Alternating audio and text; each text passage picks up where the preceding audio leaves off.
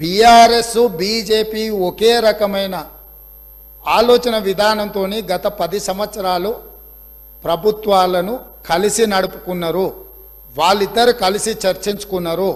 ఇంతెందుకు వాళ్ళ పార్టీ అంతర్గత విషయం ముఖ్యమంత్రి గారిని మార్చాలని ఇక్కడ చాలామంది మాజీ మంత్రులు చంద్రశేఖరరావు గారిని దించేసేయాలి, తారక రామారావు గారిని ముఖ్యమంత్రిని చేయాలని చెప్పి ఆ మంత్రివర్గంలో ఉన్న వాళ్ళే చంద్రశేఖరరావు గారి మీద అవిశ్వాసం ప్రకటించి తారక రామారావు గారిని ముఖ్యమంత్రిని చేయండి అని వాళ్ళు మాట్లాడినరు.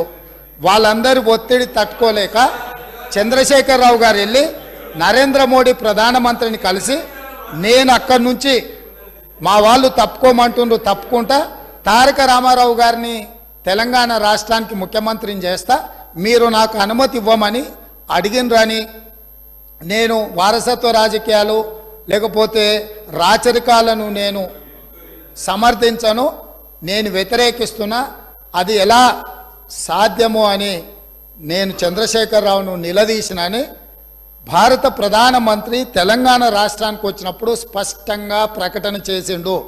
ఇప్పుడు పెద్దలు శ్రీనివాస్ రెడ్డి గారిని నేను అడుగుతున్నా, మీకు ఎలాంటి సంబంధాలు లేకపోతే అనుబంధం లేకపోతే ఆయన అనుమతితోనే మీరు నిర్ణయాలు తీసుకోకపోతే మీ పార్టీ అంతర్గత వ్యవహారం ముఖ్యమంత్రిని మార్చుకోవడం అనేది అట్లాంటి విషయం కూడా మోడీ గారి అనుమతిని అడిగిందంటే మీ బంధం ఫెవికల్ బంధం. ఒకవేళ మీకు కేసీఆర్ గారు చెప్తుండ్రో లేదో వాస్తవాలు ఒక్కసారి ఇప్పుడు నేను చెప్పిన చరిత్రను మొత్తము వారు తెలుసుకోవాల్సిందిగా నేను కోరుతున్నా. మీకు కొన్ని చెప్తాడు, కొన్ని దాస్తాడు. కాబట్టి దాసినై మీకు ఒకవేళ ఎప్పుడైనా అనుమానం వస్తే మీరు ఎప్పుడైనా నన్ను అడగొచ్చు, స్వేచ్ఛగా వచ్చి కలవచ్చు. మిగతా వివరాలన్నీ కూడా నేను మీ దృష్టికి తీసుకొస్తా. పోచారం శ్రీనివాసరెడ్డి. మేమందరం కూడా కలిసి పనిచేసినాం సార్. తెలుగుదేశం పార్టీలో వారు ఉన్నారు, మేమున్నాం, కష్టపడి పనిచేసినాం.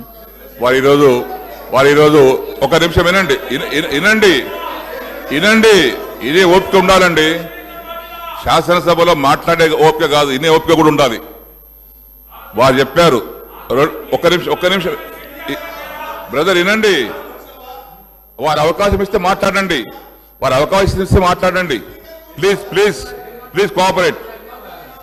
వారు మాట్లాడడానికి ఒకవేళ బీజేపీతోనే మాకు పవికాల సంబంధం ఉంటే 4 బీజేపీ శాసనసభలు ఓడించినటువంటి అభ్యర్థులు ఎవరు సార్? బీఆర్ఎస్ పార్టీ అభ్యర్థి ఓడించాం. 2011లో గౌరవ ముఖ్యమంత్రి గారు అన్నారు, 2011లో ఆ రోజు శాసన మండలికి ఎన్నిక జరిగితే ముగ్గురు టిఆర్ఎస్ శాసనసభ్యులు కాంగ్రెస్ ఓటేసినటువంటి మాట వాస్తవం. సస్పెండ్ చేసిండ్రు.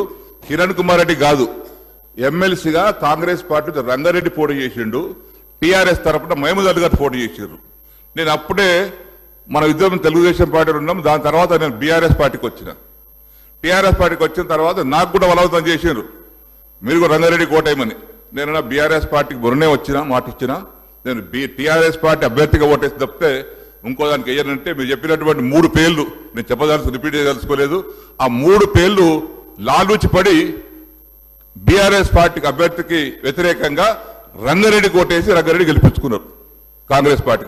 రెండవది తమరు అన్నారు సంబంధం బీజేపీ, ముఖ్యమంత్రి కావాలి, ముఖ్యమంత్రి మార్చాలంటే వారికి అవసరం సార్ అడగదాల్సి మేమే ఉండుంటాం కదా.